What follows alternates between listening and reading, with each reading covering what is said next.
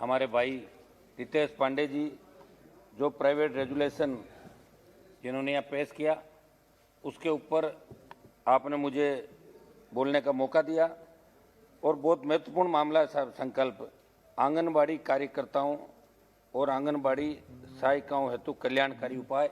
निश्चित रूप से आज गांव के अंदर, सुदूर ढाणियों के अंदर अगर सबसे ज़्यादा महत्वपूर्ण भूमिका डॉक्टर, नर्स के बाद स्वास्थ्य से लेके, चाहे बच्चों के पालन पोषण से लेके, मिड डे मील से लेके, जितने सरकारी कामकाज केंद्र की योजनाएं चल रही है, राज्य की योजनाएं चल रही है, उनमें सबसे महत्वपूर्ण भूमिका आंगनबाड़ी की, हमारी कार्यकर्ताओं की, सहायकों की, ये हमारी बहनें। और दुर्भाग्य इस बात का है सभापति महोदय, आज़ादी के 70 साल बाद जो सपना इस देश को आज़ाद करने वाले लोगों ने सोचा था, आज ये बहनें भी हमेशा सरकारों की तरफ टकटकी लगा के देख रही है।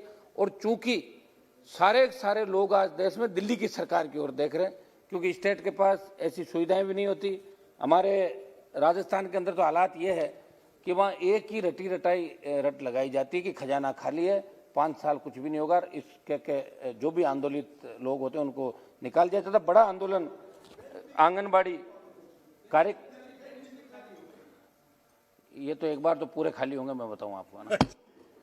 आंगनबाड़ी कार्यकर्ताओं और सहायिकाओं के लिए जो पांडे जी लेके आए, महिलाएं, बच्चों व किशोरों की अनिवार्य स्वास्थ्य व कल्याणकारी सेवाएं ये सब उपलब्ध कराते हैं।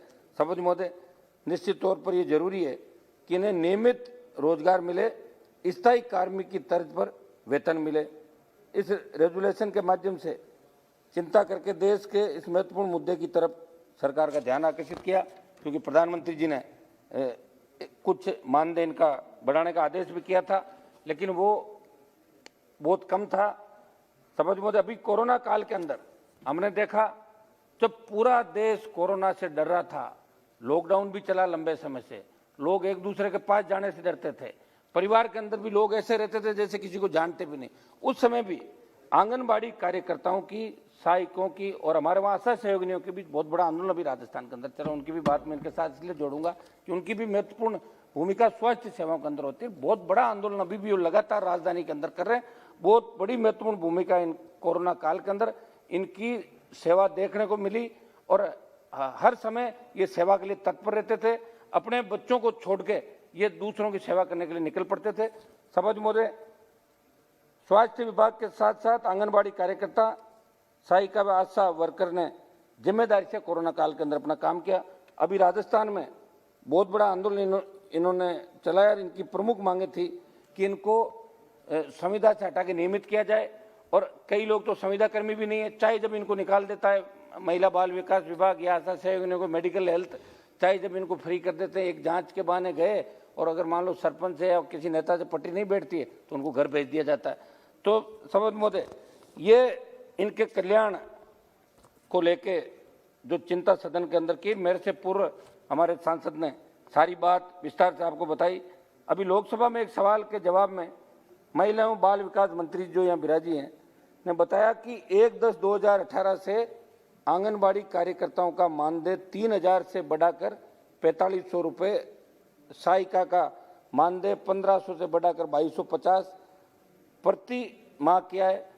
इस रेजुलेशन ने मानदेय की मासिक वेतन में बदलने की बात कही गई है। निश्चित तौर पर इनका मासिक वेतन आज सभापति महोदय, नरेगा के अंदर भी जो मजदूरी न्यूनतम बढ़ा के आपने 200 से पार कर दिया, 7-8 हजार रुपये तो नरेगा के अंदर जो मजदूरी करता है उसको भी मिलता है। तो मैं तो मांग करूंगा कि 28,000 जो न्यूनतम मजदूरी है, 28,000 रुपये इनकी न्यूनतम सरकारी नौकरी जो चतुर्श्रेणी कर्मचारी जो सरकारी नौकरी के अंदर उनको मिलता है, 28,000 रुपये इनको मिले और इनको परमानेंट भी किया जाए, क्योंकि अल्प मानदेय व नाम मात्र के प्रोत्साहन से इनकी आजीविका कैसे चलेगी। सभापति महोदय, आंगनबाड़ी के अंदर सरकारी भवनों के वहां पे पेयजल, शौचालय जैसी मूलभूत सुविधा कैसे उपलब्ध हो, इस पर भी सरकार को गौर करने की जरूरत है, क्योंकि देश में 13,86,990 आंगनबाड़ी केंद्रों में से 4,36,613 केंद्रों पर शौचालय नहीं है। जनवरी जबकि 2,20,967 केंद्रों पर पेयजल की सुविधा नहीं है।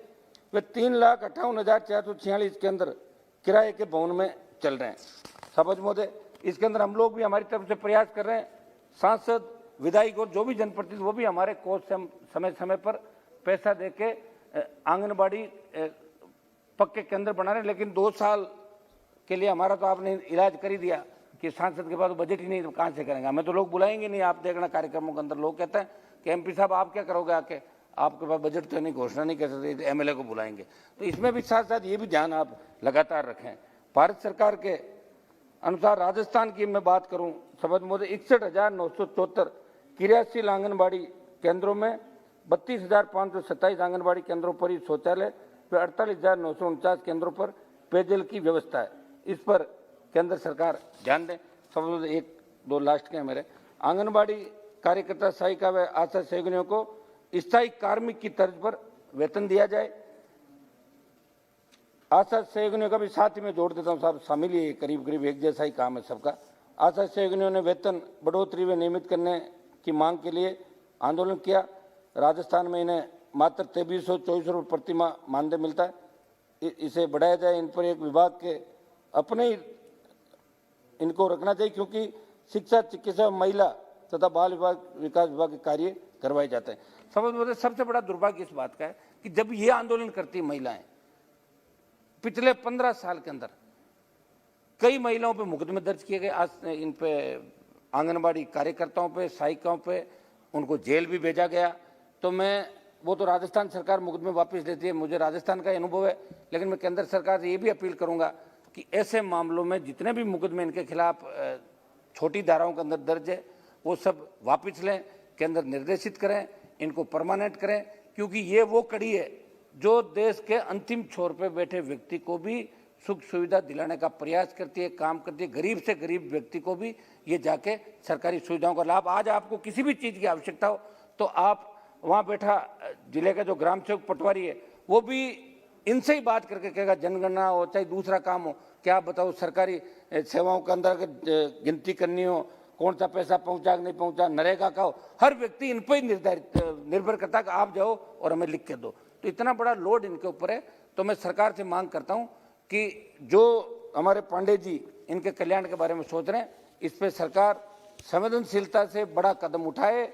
आंगनबाड़ी कार्यकर्ता और आंगनबाड़ी की जो हमारी सहायिका है, इन बहनों को का वेतन बढ़ाए और इनको नियमित करे, और महिला सशक्तिकरण की जो नारा आप लोगों ने दिया है उसको और मजबूत कर। वैसे हमारी बड़ी बहन स्मृति ईरानी जो यहाँ इस विभाग की मंत्री है, निश्चित रूप से आप इस बारे में इन बहनों की तरफ देखेगी, क्योंकि भारत जब भी मजबूत होगा जब अंतिम छोर पर बैठा व्यक्ति भी अपने आप को उसको लगेगा कि मैं दिल्ली के अंदर बैठा हूँ।